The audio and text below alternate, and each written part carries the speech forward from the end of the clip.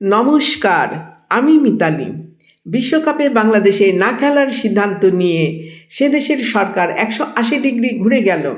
তারা জানিয়ে দিল বিশ্বকাপ বয়কটের সিদ্ধান্ত বাংলাদেশ বোর্ড ও ক্রিকেটারদের। নিজেদের বক্তব্য থেকে সরে এলো বাংলাদেশ সরকার। প্রথমে তারা জানিয়েছিল ভারতের মাটিতে বিশ্বকাপ খেলবে না। সেই সিদ্ধান্তে অনড় থাকায় বিশ্বকাপ থেকে বাদ দেওয়া হয় বাংলাদেশকে। এবার সেই দায় দেশের ক্রিকেট বোর্ড ও ক্রিকেটারদের ওপর চাপালো সরকার।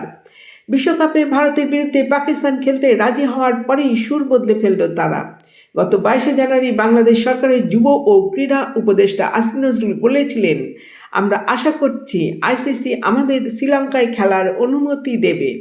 আমাদের সরকার সিদ্ধান্ত নিয়েছে যে বাংলাদেশ ভারতে খেলতে যাবে না। আমাদের চিন্তার যথেষ্ট কারণ আছে। এই কথা থেকে স্পষ্ট যে বিশ্বকাপে ভারতের মাটিতে খেলতে না যাওয়ার সিদ্ধান্ত বাংলাদেশের সরকার নিয়েছিল। পাক ক্রিকেট বোর্ডের কর্তা ও ক্রিকেটারদের সঙ্গে বৈঠক করেন নজরুল।